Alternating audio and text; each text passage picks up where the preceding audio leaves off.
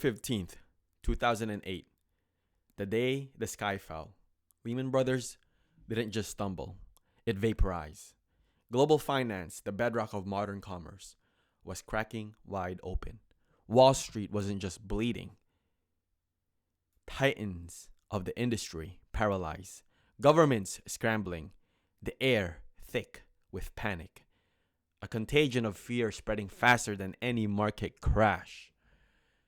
Everyone knew the playbook: sell, run, hide, preserve capital, wait for the storm to pass. Everyone except one man, Howard Marks, co founder of Oak Tree Capital, while the other world braced for apocalypse. Mark was sitting on $10 billion in dry powder for his latest distress debt fund. And he saw something else entirely different. Not the end, but a beginning. Not chaos, but clarity of a different, brutal kind. He saw financial equivalent of a city flattened by earthquake and prepared to build. Mark possessed no crystal ball. In fact, his core thesis was the exact opposite. Nobody knows. Not the experts, not the algorithms, not the talking heads predicting Armageddon. The future, especially at inflection points like this, was fundamentally unanalyzable. A black hole of complex variables, human reactions, and sheer, terrifying randomness. Yet, in the face of this abyss, he made a decision that seemed insane. A decision that would become legendary. He decided it was time to buy. What he did next wasn't just contrarian, it was a masterclass in weaponizing uncertainty. It wrote the rules for investing in chaos. By the end of this podcast, you won't just understand Mark's logic. You'll absorb the Oak Tree Doctrine, a battle-tested blueprint to navigate extreme volatility, identify diamonds in the wreckage, and turn market panic into your strategic advantage. Whether you're deploying venture capital in uncertain tech landscapes, reviving PE assets on the brink, or scaling your own empire through the next inevitable crisis. This is the forbidden knowledge you need. All right, so let's call the first part the abyss, okay? So in 2008, the machine was broken. Deregulation, a housing bubble fueled by delusion, lending practices bordering on criminal, complex derivatives nobody truly understood, a perfect storm. Now the dominoes weren't just falling, they were pulverizing each other. Counterparty risk was a line item. It was an existential threat. Trust evaporated, and the system was staring into the void. Well, Mark, in his iconic memo, penned that very day nobody knows, didn't sugarcoat it. He acknowledged the sheer terror, the lack of precedent, no historical analogy truly fit. No expert model could possibly compute the cascading consequences.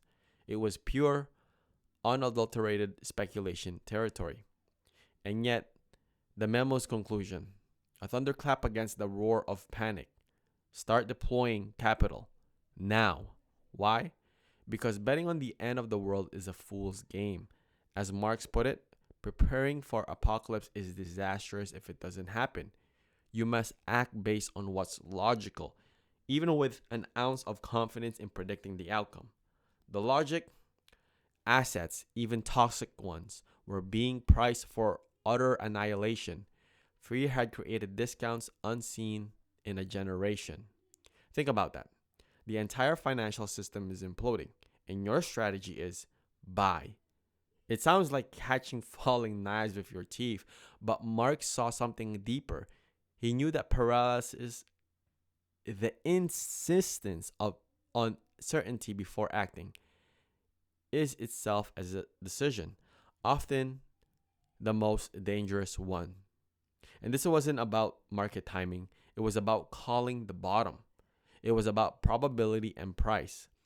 Marx understood that when unimaginable risks are priced, the potential upside, should the world not end, become astronomical. The key wasn't knowing when the bottom would hit, but recognizing that the price already reflected a scenario worse than almost any plausible reality. His strategy wasn't a blind gamble, it was a calculated aggression based on a core oak tree principle: risk compensation. When fear peaks, the reward offered for taking on risk, which is the yield spread, the discount to intrinsic value, becomes disproportionately high. Oaktree wasn't buying blindly. They were hunting for those babies thrown out with the bath waters. Fundamentally sound assets or asset with recovery potential crushed by indiscriminate selling. So this direct to distress model, it's the ancestor of today's smartest opportunistic plays. So think VCs swooping on a brilliant tech with depressed valuations during downturn. Think PE firms restructuring debt in panic sectors. It's about finding value where others only see fear. It's a genius play hidden in the plain sight during maximum pessimism. Marx applied this same nobody knows lens years later, analyzing potential impact on Trump's threatened trade wars. Again, the situation was unprecedented in modern times. Experts offered forecasts, but Marx highlighted the fatal flaw. Economics isn't physics. It involves human reactions, political maneuvering, and unpredictable second and third order consequences. Tariffs, he argued, weren't just economic tools, they were geopolitical grenades with unknown shrapnel patterns. So, he listed the likely consequences. Few are retaliation, inflation, demand destruction, recession, supply chain chaos, a potential shift in the global order. Not because he knew they would happen, but because these were the logical potential outcomes when you disrupt 80 years of established trade practices. He called it a potential own goal, comparing it to the self-inflicted wounds of Brexit. The irony? Well, many dismiss these warnings.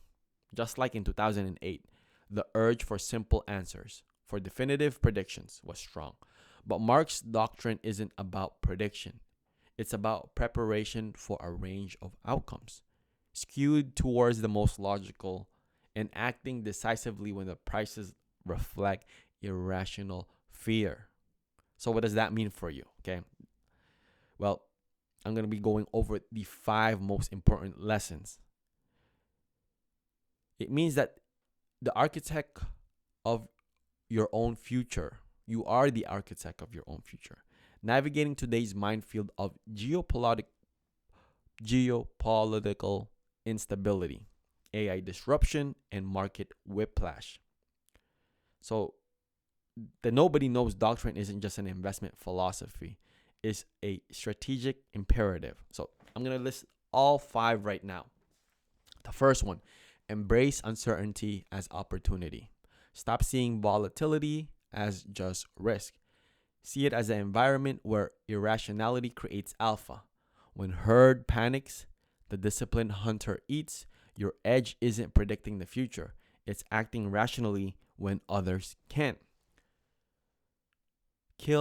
The next one is kill the delusion of certainty. Demand for precise forecasts, especially during upheaval, is a trap.